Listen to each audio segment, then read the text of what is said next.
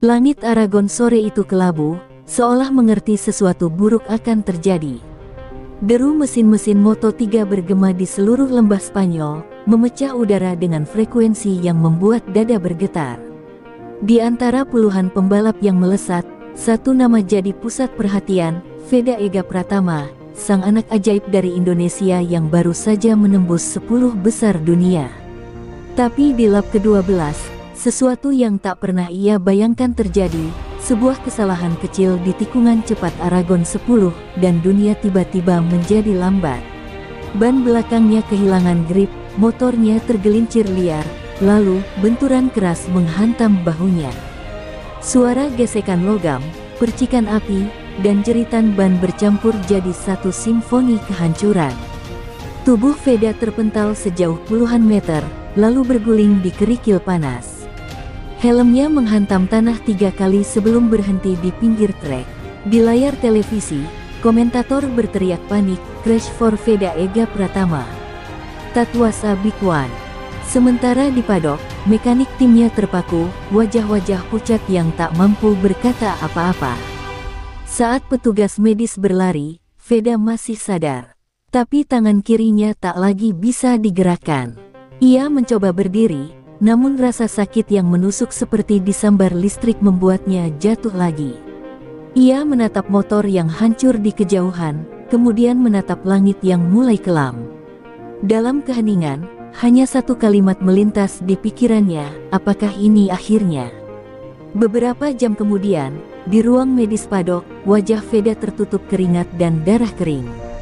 Dokter Tim, dengan nada pelan namun tegas, berkata, "Veda, tulang klavikulamu retak. Kau harus berhenti. Musim ini selesai." Kata-kata itu seperti palu yang memukul jantungnya. Ia menatap langit-langit putih ruangan itu, lalu menggenggam selimut dengan tangan kanannya. "Tidak, aku belum selesai. Aku tak akan berhenti di sini." Tapi suara dalam hatinya tenggelam oleh rasa sakit yang begitu nyata. Malamnya, di hotel sederhana dekat sirkuit, Veda duduk di tepi ranjang dengan lengan disanggah perban. Televisi menyiarkan ulang momen jatuhnya dengan judul besar, "Akhir musim bagi bintang muda Indonesia." Ia mematikan TV, lalu menatap cermin. Bayangan dirinya tampak rapuh, mata sembab, bibir pecah, bahu menggantung. Namun dalam tatapan itu, ada sesuatu yang berbeda, api kecil yang belum padam. Api itu bergetar pelan, seperti menunggu bahan bakar untuk kembali membakar dunia. Di luar, hujan Aragon mulai turun deras, menamparkan jendela seperti irama duka. Tapi bagi Veda, setiap tetes air itu terdengar seperti bisikan, "Bangkitlah, ini baru awalnya." Ia menutup mata, mengingat masa kecilnya di Mandalika, suara ayahnya yang selalu berkata, "Tidak ada yang mustahil, nak, selama kamu punya keberanian."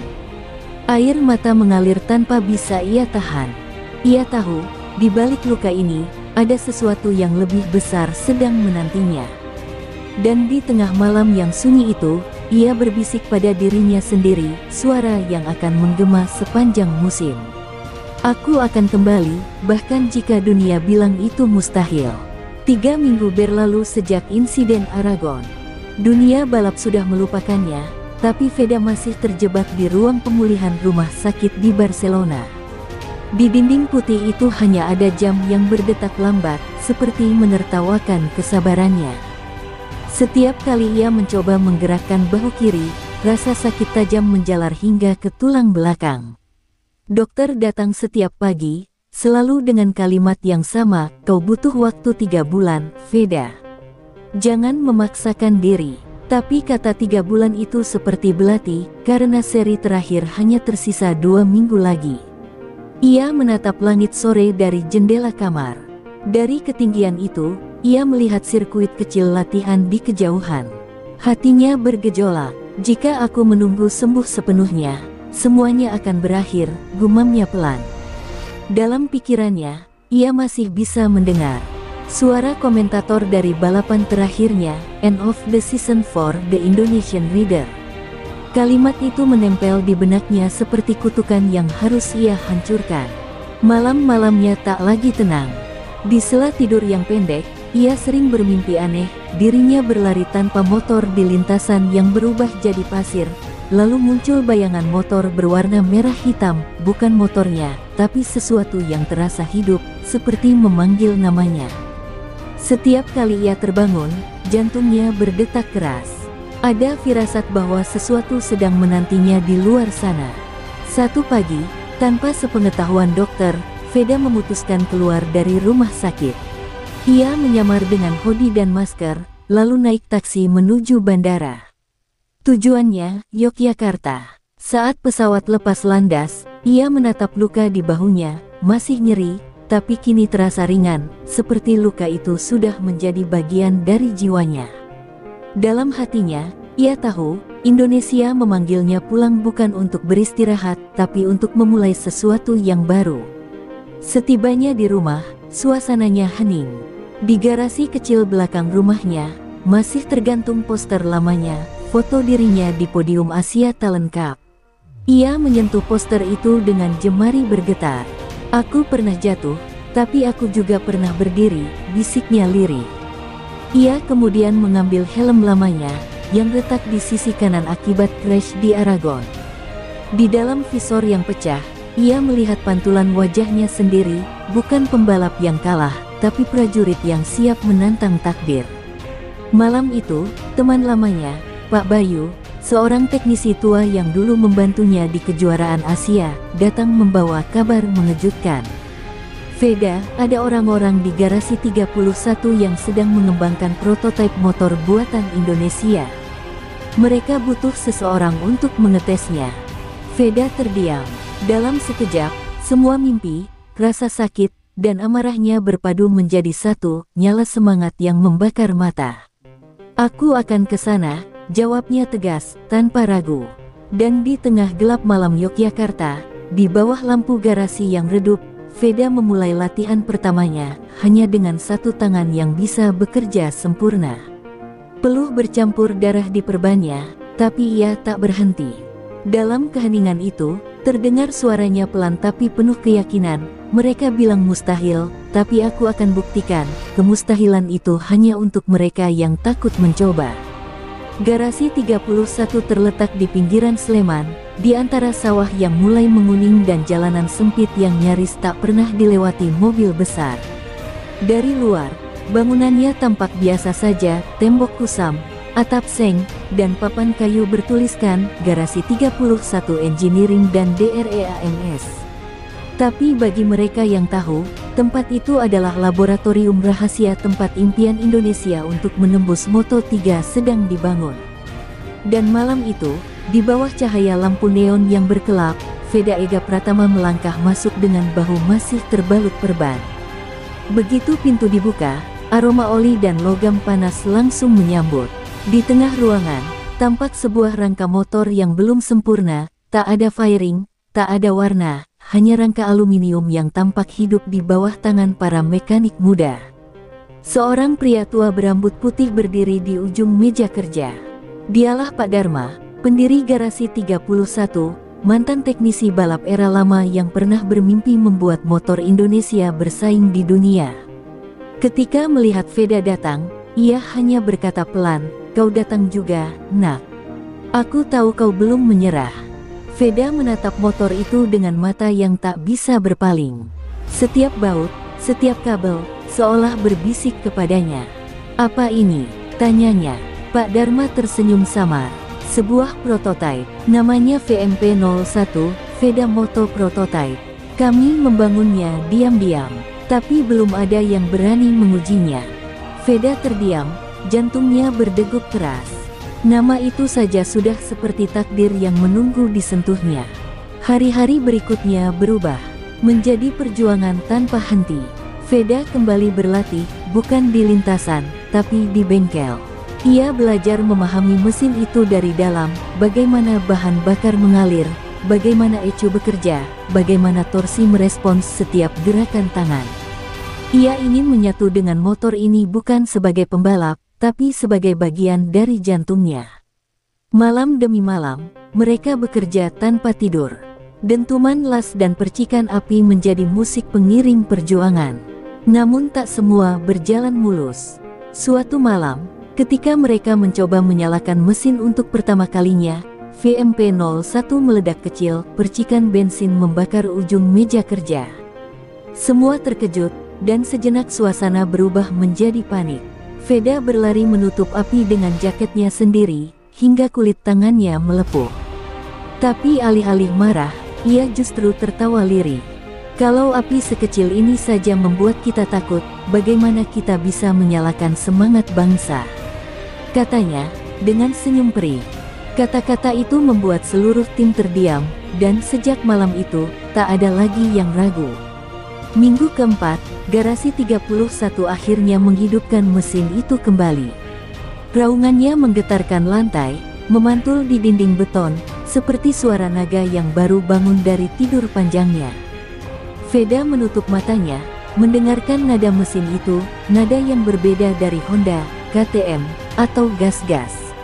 Nada ini adalah nada rumah. Kau dengar itu, Pak? Katanya dengan mata berkilau. Itu suara Indonesia. Dan malam itu, di bawah langit Yogyakarta yang berbintang, Veda menatap motor yang kini berdiri gagah dengan nomor 31 di fairingnya.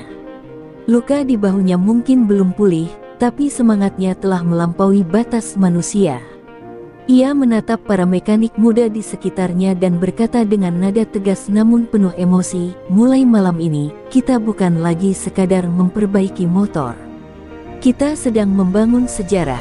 Fajar di Mandalika menyapa dengan warna oranye lembut, memantul di aspal yang masih basah oleh embun laut. Di kejauhan, lautan bergemuruh seolah ikut menyambut kembalinya sang anak yang pernah bersumpah akan menaklukkan dunia dari tanah ini, Veda Ega Pratama. Setelah berminggu-minggu bekerja tanpa tidur di garasi 31, ia akhirnya tiba di sirkuit kebanggaan bangsa dengan satu tujuan, menghidupkan kembali harapan Indonesia. Di belakang truk tua yang membawa motor prototipe itu, Veda berdiri dengan tatapan yang tegas, meski perban di bahunya masih belum lepas sepenuhnya. Ketika motor diturunkan, semua orang terdiam. Di depan mata mereka berdiri VMP-01, prototipe pertama buatan anak negeri. Warnanya hitam matte dengan semburat merah di sisi fairing, sederhana, tapi memancarkan aura misterius. Di bagian depannya tertulis tulisan kecil, Garuda tidak pernah mundur. Veda menyentuh tangki bensin motor itu perlahan. Hari ini, kau bukan sekadar mesin, gumamnya lirih. Kau adalah nyawa bangsa yang ingin didengar dunia. Di padok Mandalika, hanya segelintir orang yang tahu akan tes rahasia ini. Tidak ada kamera media, tidak ada penonton, hanya deru angin dan suara jangkrik di kejauhan. Pak Dharma berdiri di sisi pitwall, menatap muridnya dengan tatapan bangga sekaligus cemas. Kalau kau belum siap, kita tunda saja, nak, katanya dengan nada berat. Tapi Veda hanya tersenyum. Saya sudah siap sejak hari saya jatuh, Pak. Ia mengenakan helmnya perlahan, dengan tangan kiri yang masih gemetar. Begitu mesin VMP-01 dinyalakan, dunia seolah berhenti berputar. Suaranya berat, kasar, tapi bertenaga. Tidak sehalus mesin Eropa, namun memiliki karakter unik, suara yang hidup. Saat Veda menggulung gas perlahan, aspal Mandalika bergemuruh seperti tanah ini ikut mendorongnya maju. Di tikungan pertama, motor itu nyaris oleng karena suspensi masih mentah. Tapi Veda tak mengerem. Ia malah menambah gas, membiarkan roda belakang meluncur dengan kendali sempurna. Para mekanik tertegun. Motor itu tak hanya berjalan, motor itu menari di bawah kendali tangan yang terluka. Lap demi lap, waktu terus membaik. Sensor data menunjukkan peningkatan aneh. Setiap kali Veda beradaptasi, motor ikut belajar, seolah keduanya menyatu dalam harmoni yang tak dapat dijelaskan. Ketika ia masuk pit setelah 12 lap, helmnya penuh keringat. Ia turun dari motor, lalu menatap layar data. Top speed 229 km per jam, ujar salah satu teknisi terbata. Semua saling berpandangan. Hanya selisih 3 km dari motor pabrikan dunia. Suasana hening, lalu seseorang menitikkan air mata. Pak Dharma menghampiri Veda, menepuk bahunya pelan, bahu yang dulu patah di Aragon, kini jadi tumpuan sejarah. "Kau baru saja membangunkan Garuda yang tidur, nak," katanya dengan suara bergetar. Veda menatap langit Mandalika yang cerah, lalu tersenyum tipis. "Belum, Pak, Garuda ini belum terbang. Tapi sebentar lagi, dunia akan mendengarnya." Dan di sore hari itu, ketika matahari perlahan turun ke ufuk barat, Veda berdiri di tengah lintasan Mandalika, angin laut meniup rambutnya, mata penuh tekad. Ia tahu, langkah berikutnya akan membawa lebih banyak rintangan, ejekan, dan mungkin bahaya. Tapi ia juga tahu satu hal, Garuda sudah hidup kembali. "Jika ini hanya awal, maka aku siap menantang seluruh dunia." Kabar tentang pengujian rahasia Veda di Mandalika akhirnya bocor keluar. Awalnya hanya foto buram dari seorang pekerja sirkuit, Veda di atas motor hitam misterius dengan nomor 31 di fairingnya. Namun dalam hitungan jam, gambar itu menyebar ke seluruh dunia. Media asing mulai menulis dengan nada sinis, "Indonesia built a Moto3 bike. A dream too far." Ada yang menertawakan, ada yang mencibir, dan sebagian besar tak percaya bahwa negara di Asia Tenggara itu bisa menciptakan mesin balap kompetitif. Tapi di garasi 31, tawa dunia justru menjadi bahan bakar semangat. Veda duduk di depan layar laptop, membaca komentar-komentar yang menyakitkan. "Motor bambu, proyek lokal yang akan gagal, eksperimen konyol." Kata-kata itu menusuk hatinya lebih dalam dari luka di bahu. Namun di tengah rasa perih itu, ada kobaran api yang membesar.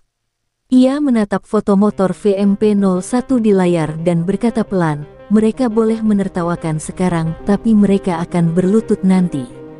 Di belakangnya, Pak Dharma hanya diam, senyum tipisnya menyiratkan kepercayaan penuh.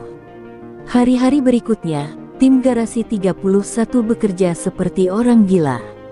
Mereka memoles setiap detail mesin, menyesuaikan rasio gear, memperbarui suspensi buatan lokal yang masih eksperimental. Suatu malam, salah satu teknisi muda jatuh pingsan kelelahan di lantai bengkel. Veda menutupi tubuhnya dengan jaketnya sendiri, lalu melanjutkan bekerja tanpa berhenti. "Kita tak hanya membangun motor," katanya pada semua orang yang masih tersisa di bengkel. "Kita sedang membangun keyakinan bangsa ini." Kata-kata itu membuat semua mata berkaca-kaca, dan mereka kembali menyalakan mesin hingga pagi. Beberapa hari kemudian, mereka memutuskan mengirim data uji coba ke pihak Dorna dan FIM sebagai syarat homologasi. Namun balasan yang datang mengecewakan, "Your prototype does not meet Moto3 standard for competition." Dunia resmi menolak mereka. Semua orang di garasi 31 terdiam lama. Beberapa hampir menyerah. Tapi Veda bangkit dari kursinya, berjalan ke arah papan tulis besar di dinding, lalu menulis dengan spidol hitam, "Mustahil sama dengan belum dicoba." Ia menatap semua orang dengan tatapan tajam.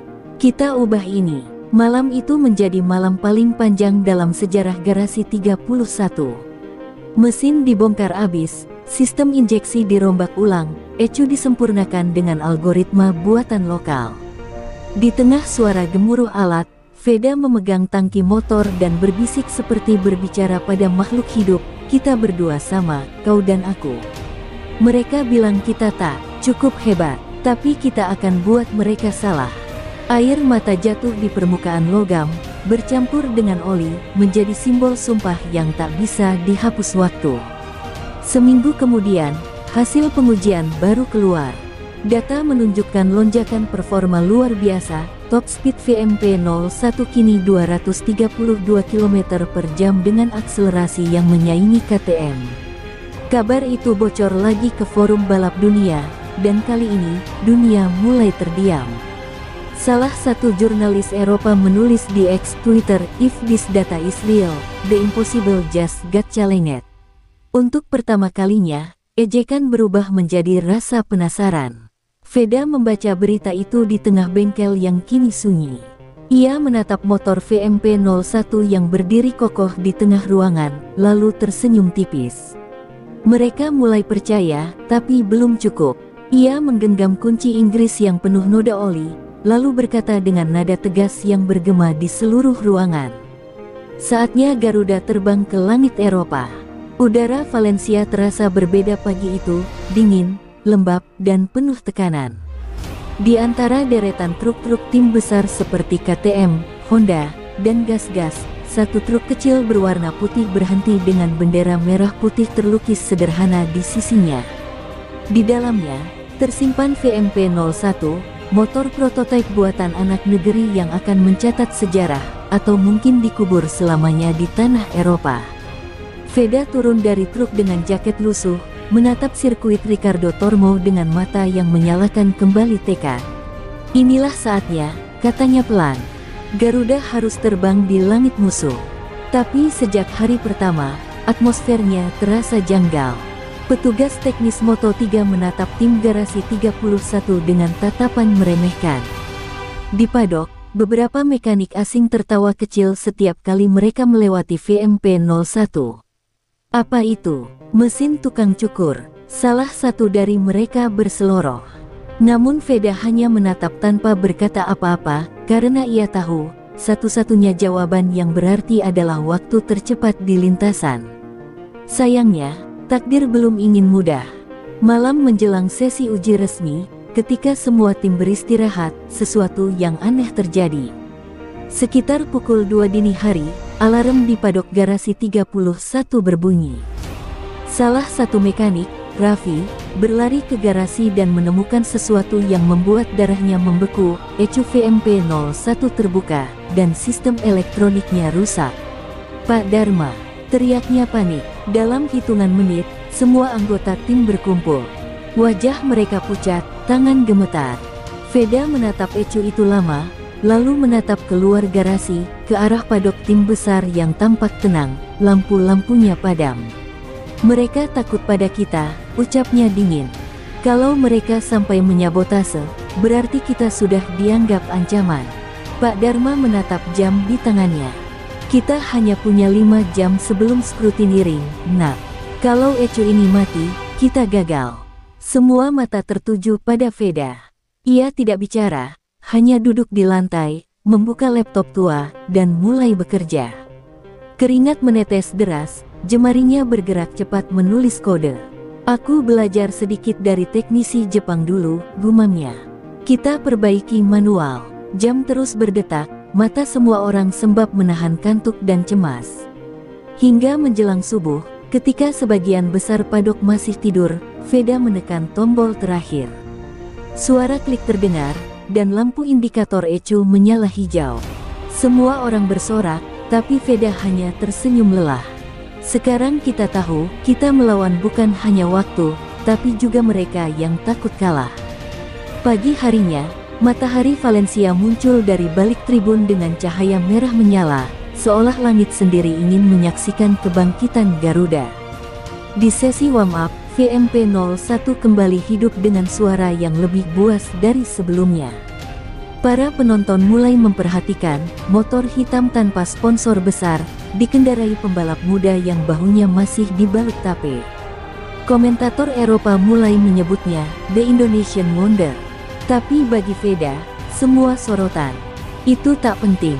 Ia hanya menatap lintasan dan berbisik pada dirinya sendiri, aku tidak datang ke sini untuk dikenal, aku datang untuk membuktikan bahwa mustahil bisa dikalahkan.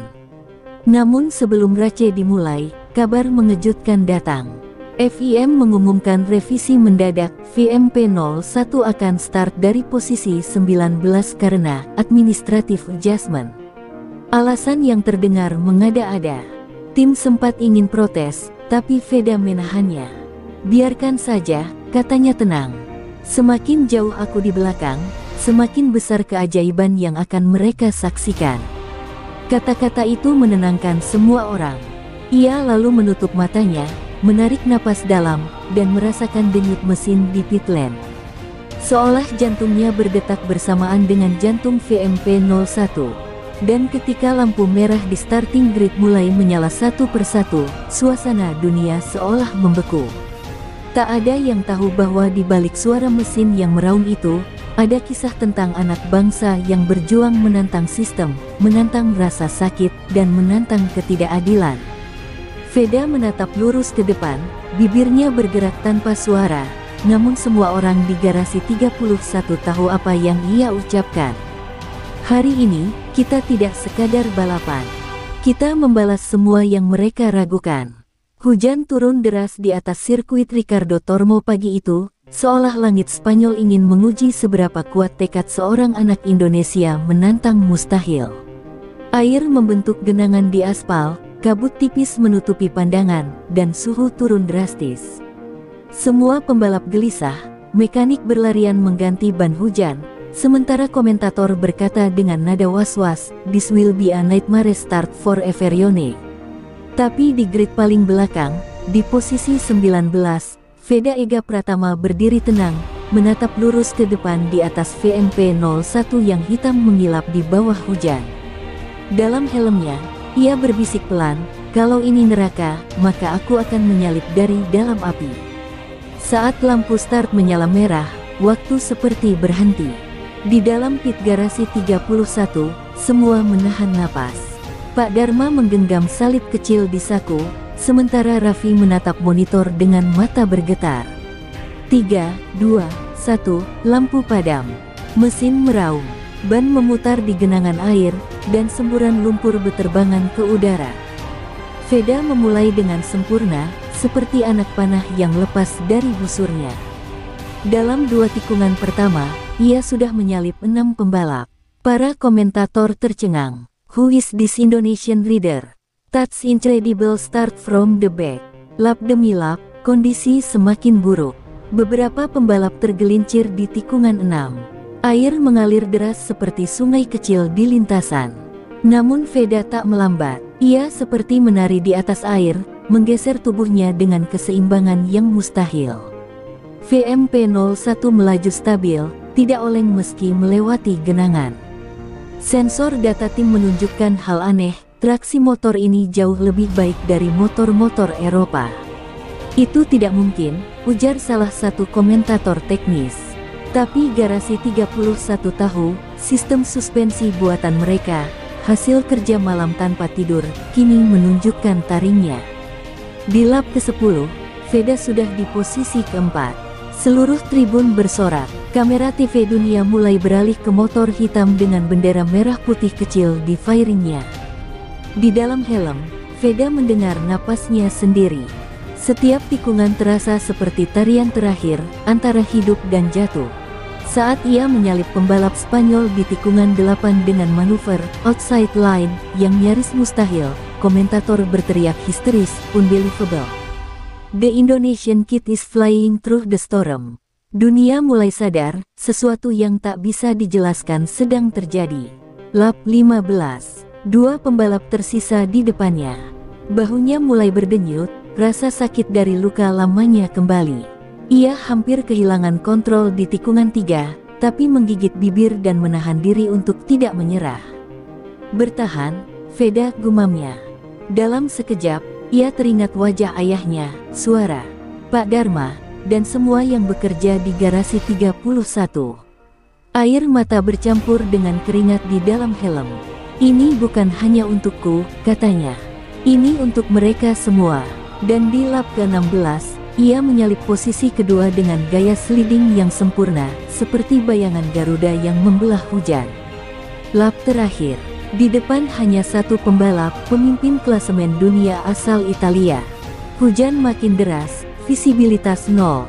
Di tikungan terakhir, semua orang menahan napas. Veda menempel di belakang, menunggu momen mustahil. Saat pembalap Italia sedikit melebar, Veda mengerem lebih lambat, motornya hampir tergelincir, tapi ia tetap tegak. Dalam 1 detik abadi, VMP 01 melewati garis putih bagian dalam dengan manuver yang tak bisa dijelaskan secara logika. Komentator menjerit, "No way. Has done it from the back of the grid." Dan saat Veda melewati garis finish pertama, dunia berhenti bernafas. Bendera kotak-kotak berkibar di tengah badai. Veda menatap ke langit, membiarkan air hujan jatuh di helmnya, lalu memukul dadanya 2 kali, 1 untuk garasi 31, 1 untuk Indonesia. Di pit, Pak Dharma tersungkur, menangis terseduh di lantai. Semua orang berpelukan, menjerit, tak percaya bahwa mimpi yang dianggap mustahil kini jadi nyata. Di layar besar sirkuit, tertulis jelas. Dan seluruh dunia tahu, di tengah badai, lahir legenda baru. Sirkuit Ricardo Tormo belum benar-benar tenang meski hujan telah berhenti. Udara masih bergetar oleh sorak-sorai, dan kamera-kamera dunia tak berhenti menyorot satu nama, Veda Ega Pratama. Namun di tengah euforia itu, ada sesuatu yang tak bisa dijelaskan oleh siapapun. Saat Veda melewati garis finish, beberapa penonton di tribun barat mengaku melihat semburat cahaya merah muncul di belakang helmnya, seperti siluet burung Garuda yang mengepakkan sayap. Video amatir beredar cepat di media sosial, dan hanya dalam hitungan menit, aura Garuda menjadi trending di seluruh dunia. Di ruang Parc Ferme, Veda menurunkan helmnya perlahan. Uap panas keluar dari ventilasi helmnya seperti napas makhluk hidup. Mekanik-mekanik garasi 31 berlari memeluknya, tapi ada yang berbeda di wajah mereka, bukan sekadar bahagia, tapi juga heran. Veda, tadi di tikungan terakhir, helmmu menyala, nak, kata Pak Dharma dengan suara bergetar. Veda terdiam, ia tak tahu harus menjawab apa. Ia hanya menatap motornya, VMP-01, yang kini berdiri diam, seolah juga hidup dan bernafas. Sementara itu, di ruang pers, media dari Italia, Jepang, dan Spanyol saling berdebat tentang fenomena itu. Beberapa menganggapnya efek refleksi lampu di hujan, tapi sebagian lainnya, terutama jurnalis asal Asia, percaya ada sesuatu yang lebih besar. Itu bukan refleksi, ujar reporter Jepang dari NHK, itu seperti energi spiritual. Cuplikan video slow motion memperlihatkan kilatan merah itu muncul sesaat sebelum Veda menyalip di tikungan terakhir. Para teknisi Moto3 memeriksa ulang data telemetri, tapi grafiknya malah menunjukkan lonjakan aneh, tenaga motor naik 20% dalam 0,2 detik, tanpa ada input throttle tambahan. Di malam hari, ketika sirkuit sudah sepi, Veda kembali ke garasi. Lampu neon menggantung redup, bayangan motor memanjang di lantai. Ia menatap VMP-01 dalam diam. Kau juga merasakannya, kan? Bisiknya lirih. Seolah menjawab, panel indikator motor itu berkedip sekali, padahal kunci kontak sudah dicabut. Veda menghela napas panjang. Di dalam dirinya, ada perasaan aneh, campuran antara syukur, takut, dan keheranan. Ia teringat ucapan Raffi beberapa minggu lalu, mungkin, kalau kita menciptakan sesuatu dengan jiwa, maka jiwa itu akan membalas dengan hidup. Ketika ia keluar dari garasi, langit malam Valencia berwarna merah lembut, seolah meniru aura dari helmnya. Di hotel, seluruh kru garasi 31 belum tidur. Mereka menonton ulang tayangan dari berbagai sudut kamera. Dari beberapa frame tertentu, jelas terlihat bayangan merah berbentuk burung melintas cepat di belakang Veda. Itu bukan efek kamera, kata Raffi dengan nada gemetar. Itu sesuatu yang keluar dari dirinya. Pak Dharma menutup mulut dengan tangan, matanya basah. Ia tahu, yang muncul di sirkuit tadi bukan sekadar energi mesin, tapi energi dari tanah tempat Veda berasal. Keesokan paginya, dunia media menggila. CNN menulis headline, The Miracle Rider from Indonesia, Science Can Explain It. BBC menyiarkan segmen khusus tentang aura Garuda, menampilkan pakar fisika dan spiritualis yang saling bertentangan pendapat. Namun di sisi lain dunia, jutaan rakyat Indonesia berkumpul menatap layar dengan air mata bangga. Di Surakarta, anak-anak menirukan gaya Veda dengan sapu dan helm plastik, sementara di Garut, veteran tua berkata lirih, Garuda itu memang tidak pernah mati, nak. Dan di tengah semua kegaduhan dunia itu, Veda hanya duduk sendirian di balkon hotel, menatap jauh ke ufuk timur.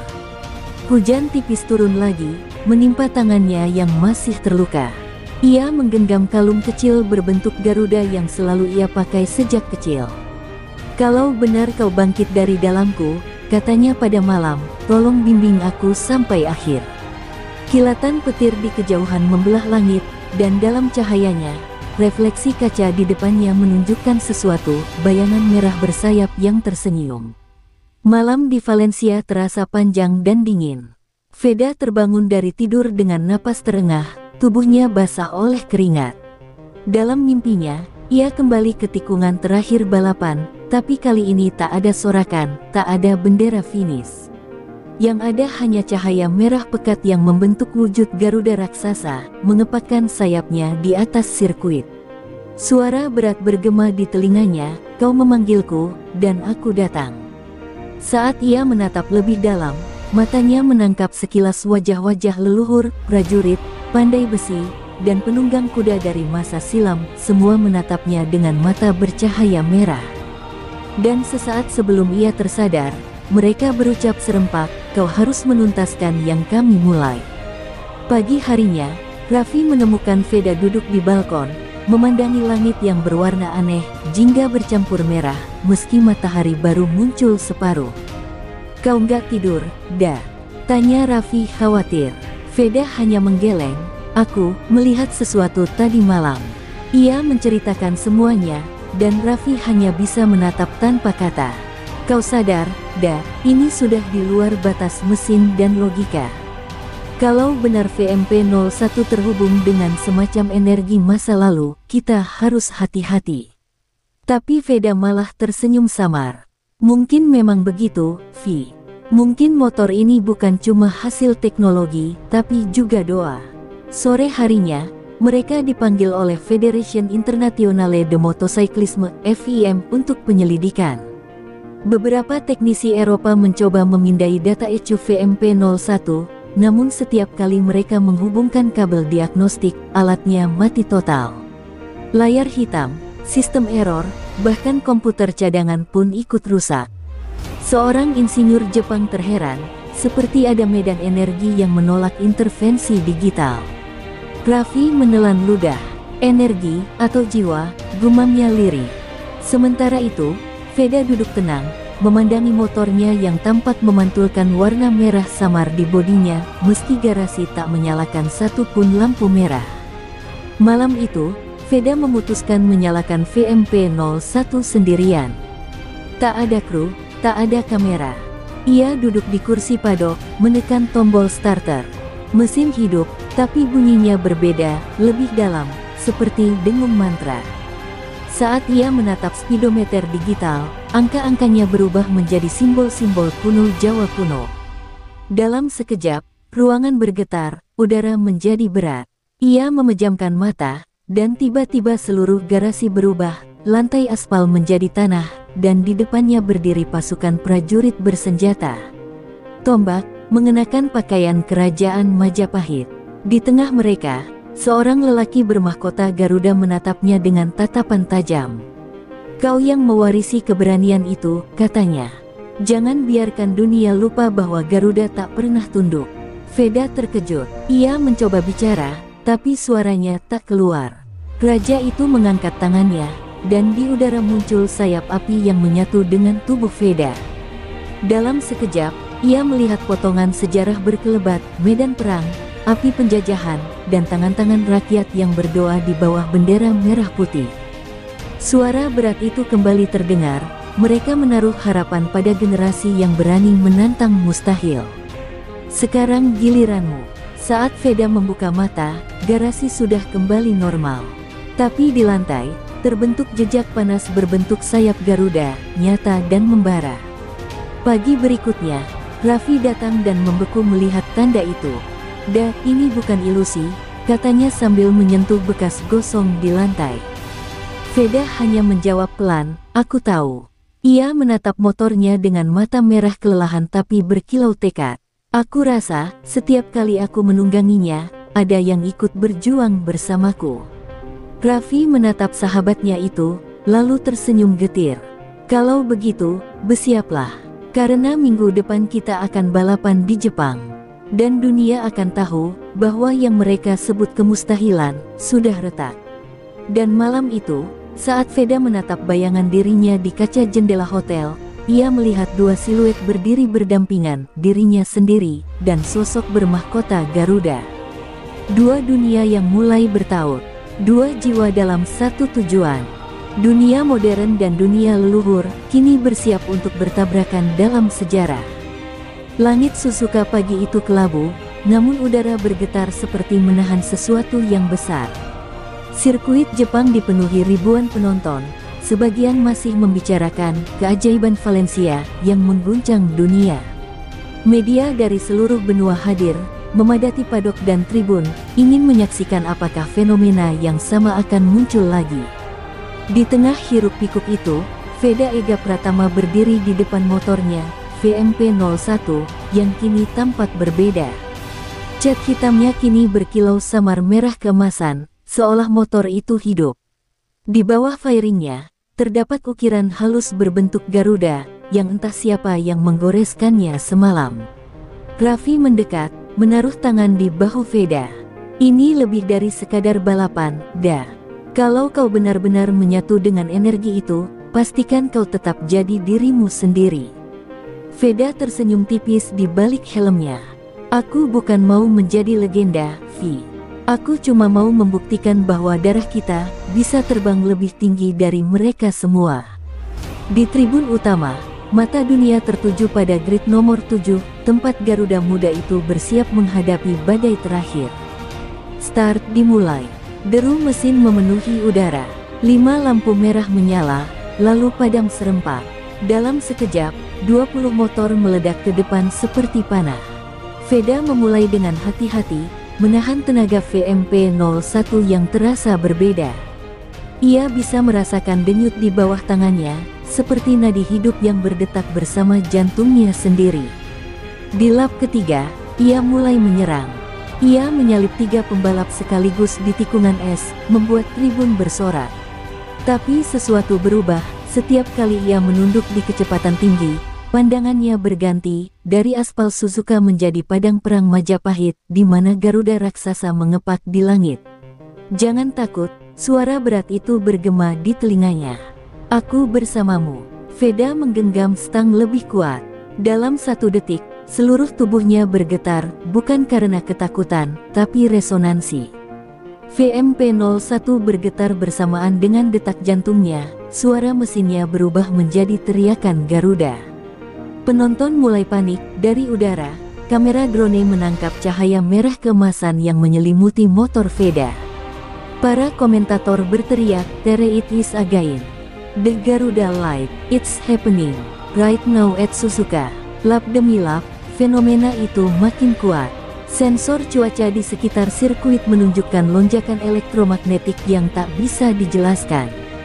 Beberapa motor pesaing terganggu sistem elektroniknya, menyebabkan mereka keluar lintasan. Tapi Veda tetap melaju, stabil, seperti meluncur di atas gelombang tak terlihat. Di lap ke-12, VMP-01 mencapai kecepatan tertinggi sepanjang sejarah Moto3 sampai 258 km per jam, sesuatu yang secara teknis mustahil. Raffi di pit hanya bisa berbisik, dia sudah sepenuhnya menyatu dengan Garuda. Di lap terakhir, lawan terkuatnya, pembalap Jepang bernama Satoru Yamazaki, masih unggul tipis. Tapi Veda tahu, kali ini bukan soal mesin, bukan soal strategi. Di tikungan terakhir, ia memejamkan mata sepersekian detik dan membiarkan nalurinya, atau mungkin roh leluhurnya, mengambil alih. Ia membuka gas penuh meski ban nyaris kehilangan grip. Dalam semburan percikan air dan cahaya merah emas, Garuda raksasa muncul dari tubuh motor, mengepak sekali, dan mendorongnya melewati garis finish. Sirkuit Suzuka meledak dalam histeria. Kamera-kamera menangkap adegan mustahil itu. Veda dan motornya melintasi garis finish diselimuti aura Garuda bercahaya. Beberapa penonton berlutut, sebagian menangis.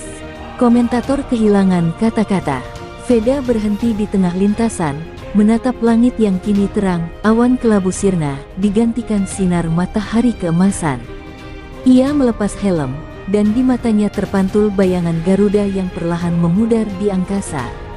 Ia berbisik pelan, "Terbanglah, pahlawan. Aku akan terus melanjutkanmu." Dan saat bendera merah putih dikibarkan di podium tertinggi Suzuka, dunia tahu, ini bukan sekadar kemenangan seorang pembalap. Ini adalah resonansi antara masa lalu dan masa depan, antara manusia dan semangat bangsa. Veda menatap ke langit sekali lagi, tersenyum, lalu berkata lirih, kemustahilan itu akhirnya patah.